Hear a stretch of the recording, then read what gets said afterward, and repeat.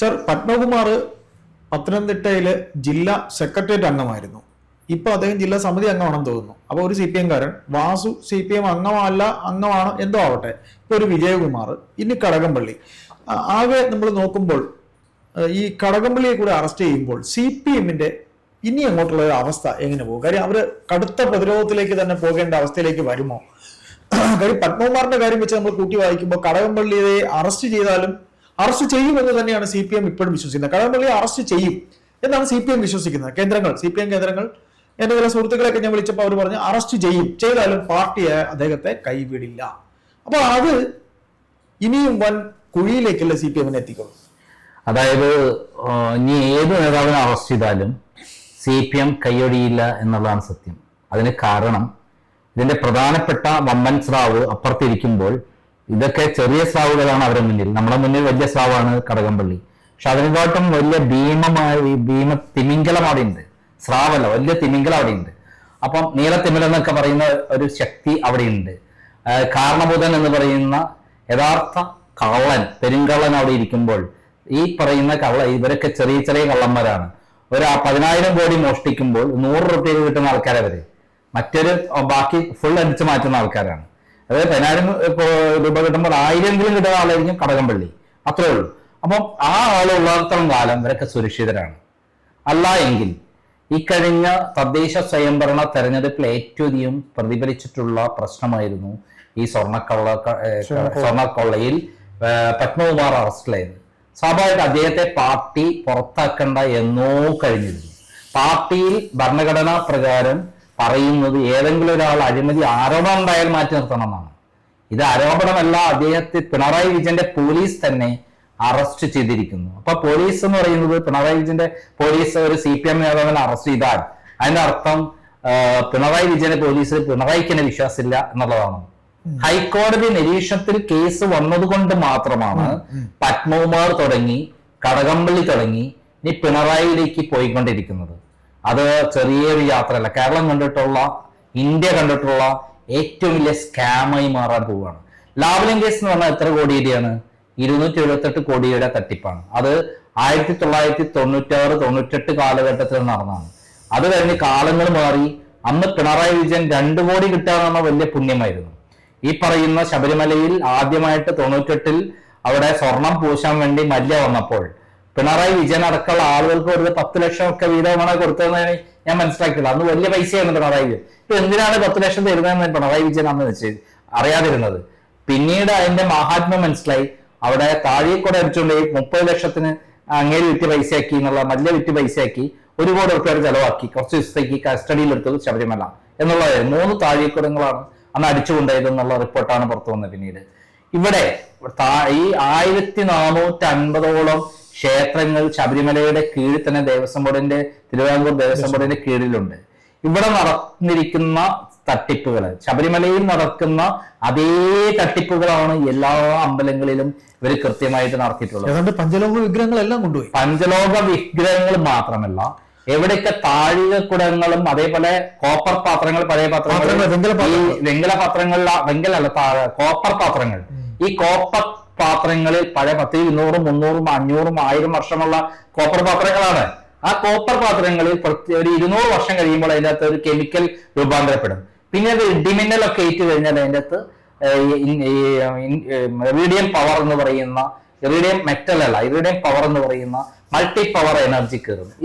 അതിന് കോടാനുകോടി രൂപയാണ്. ഇത്തരം ക്ഷേത്രങ്ങളുടെ താഴിക്കുടങ്ങളിലും അതേപോലെ പാത്രങ്ങളിലൊക്കെയാണ്, പഴയകാല പാത്രങ്ങളിലൊക്കെയാണ് ഇത് വരുന്നത്. ഈ ശബരിമലയുടെ കീഴിലുള്ള അമ്പലം എന്ന് പറയുന്നത് എത്ര കാലം മുമ്പുള്ളതാണ്. അപ്പോൾ ഇത് കൃത്യമായി പിണറായി വിജയൻ പഠിച്ചു വെച്ച് കൃത്യമായി പത്മകുമാറിനെ നിയമിച്ചു. പത്മകുമാറിന് പറഞ്ഞിട്ടുള്ള എന്താ, അവിടെ വെറുതെ കൊണ്ട് നിർത്താൻ വേണ്ടിയിട്ടല്ല വന്നത്, അടിച്ചെടുക്കാനുള്ളത് കൃത്യമായി ചെയ്തോളണം, പറ്റുമെങ്കിൽ നിന്നാൽ മതി എന്നാണ്.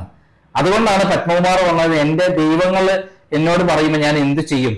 ഞാൻ ദൈവമായി കണ്ട ആൾക്കാരെ, ദൈവതുല്യരായി കണ്ട ആൾക്കാരാണ്.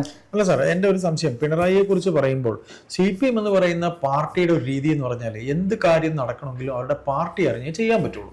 ഇപ്പൊ ഈ കടകംപള്ളി സുരേന്ദ്രനായിരുന്നാലും സാറി പറയുന്ന ആൾക്കാരും ഈ തട്ടിപ്പ് നടത്തുമ്പോൾ ഇത് ഇവരുടെ പാർട്ടി അറിയാതെ ചെയ്തു എന്ന് പറയുമ്പോൾ ഗോവിന്ദനും അതിൽ പങ്കുണ്ടാവില്ലേ? CPM പാർട്ടി ഇത് പിണറായി വിജയന്റെ മോഡ് ഓഫ് ഓപ്പറേണ്ടി അറിയണമെങ്കിൽ ഞാൻ ലാവ്ലിൻ കേസുമായി അദ്ദേഹത്തിന്റെ കാര്യത്തിൽ ഫൈറ്റ് ചെയ്താണല്ലോ. ലാവ്ലിൻ കേസിൽ അദ്ദേഹം ചെയ്തത് എന്താണ്? ആദ്യം പാർട്ടിക്ക് 8 കോടി രൂപ കൊടുത്തു.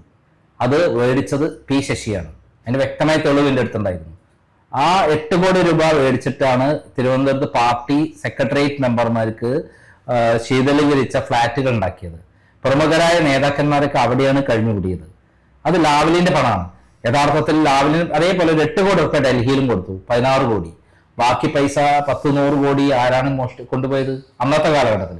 ഇന്ന് അന്നത്തെ 100 കോടി എന്ന് പറഞ്ഞാൽ അന്ന് പിണറായി വിജയന് 100 കോടി പറ്റിക്കാമെങ്കിൽ ഇന്ന് 10,000-1 ലക്ഷം കോടിയും പറ്റിക്കാനുള്ള പരിപാടി വലിയ പ്രശ്നമുള്ള കാര്യമല്ല. പിണറായി വിജയൻ അതിനുവേണ്ടി അന്ന് മക്കളൊക്കെ വളർന്നു വരുന്നുണ്ടായിരുന്നു. പാർട്ടിക്ക് പങ്കുണ്ടാവില്ലേ? പാർട്ടിക്കാണ് അതെ, പാർട്ടിക്ക് 8 കോടി കൊടുത്ത് പാർട്ടിയിൽ ഇൻവോൾവ് ആയി. ഇപ്പോഴത്തെ ഈ കേസിലും പാർട്ടിക്ക് അതിൻ്റെതായ ഓഹരി കൊടുത്ത് കൃത്യമാക്കി വെച്ചിട്ടുണ്ട്. അറിയാം ഈ കേസ്. ഗോവിന്ദ അറിയത് പാർട്ടി അറിയാതെ ഇതൊന്നും നടക്കില്ല. സംസ്ഥാന സമിതി പാർട്ടിയെ മൊത്തം ഇതിന്റെ വലയിൽ കൊണ്ടുവന്നിട്ട് പിണറായി വിജയൻ നിർത്തും. അപ്പൊ പാർട്ടി എന്താവും? ആരെങ്കിലും തൊട്ടാൽ ഗോവിന്ദനും കൊടുക്കും. പിണറായി വിജയൻ എന്താ ചെയ്യാൻ പോണത്? തന്നെ പിടിക്കുകയാണെങ്കിൽ ഗോവിന്ദന് പാർട്ടിന്റെ ആൾക്കാരെയൊക്കെ കൊടുക്കും.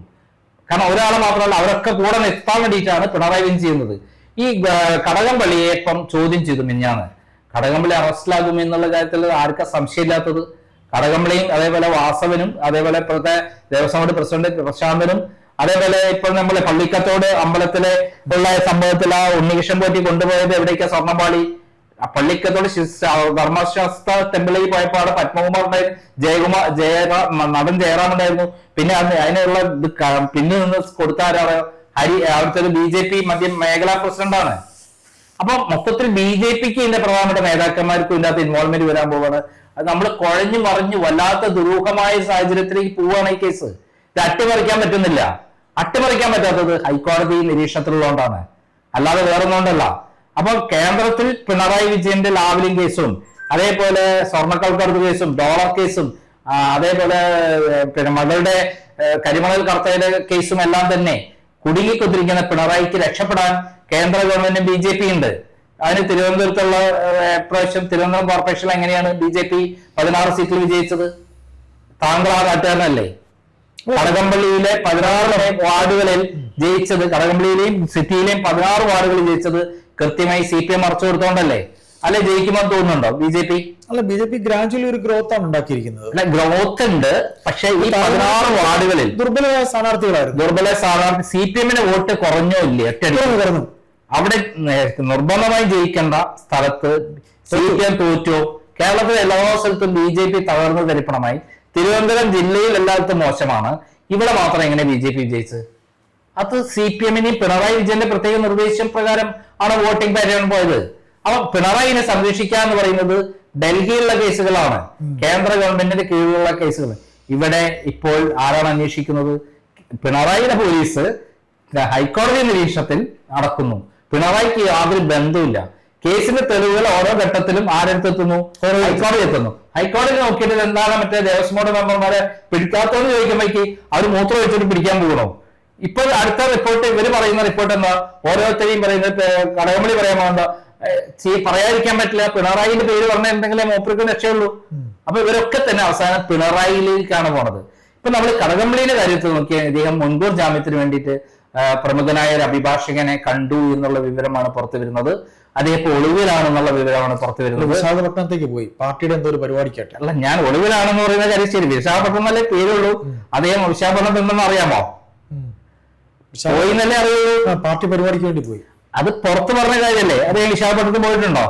പറയാൻ പറ്റും. വിഷലൊക്കെ ഉണ്ട്. അല്ല, അദ്ദേഹം കേറി പോകാനും ബാഗൊക്കെ ആയിട്ട് നിൽക്കുന്നു. അദ്ദേഹം കേറി എവിടെയും കേറിയെന്ന് അറിയോ?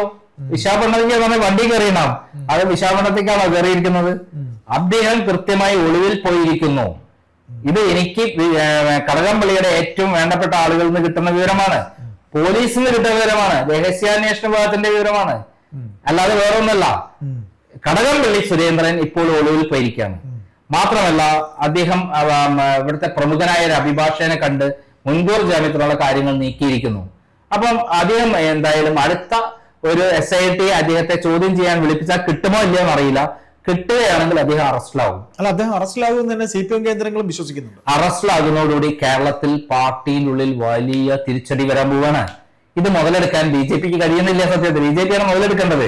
ബി ജെ പിയിലെ ഒരു പ്രമുഖ നേതാവ് ഇതിനകത്ത് ഇൻവോൾവ് ആയതോടുകൂടി ബി ജെ പിക്ക് അടങ്ങാൻ പറ്റാത്തൊരവസ്ഥയിലേക്ക് വരികയാണ്. സാർ ഇതൊന്ന് സംസാരിച്ച് അവസാനിപ്പിക്കുമ്പോൾ സാറിന് CPM-ന്റെ അവസ്ഥ പരിതാപകരമായി തന്നെ പോവുകയാണോ? അതായത് ത്രിപുരയിലും ബംഗാളിലും തകർന്ന CPM-ന്റെ അവസ്ഥയേക്കാൾ ദയനീയമായിട്ടായിരിക്കും അടുത്ത ഇലക്ഷനിൽ ഇത് പ്രതിഫലിക്കുക. പോറ്റിയെ കേറ്റിയെ സ്വർണം ചെമ്പാക്കി മാറ്റിയേ എന്ന് പറയുന്ന കേരളം അലയൊടിച്ചുള്ള ഗാനം ഇപ്രാവശ്യം CPM-നെ മൊത്തത്തിൽ കൊണ്ടുപോകും എന്നുള്ള കാര്യത്തിൽ സംശയമില്ല.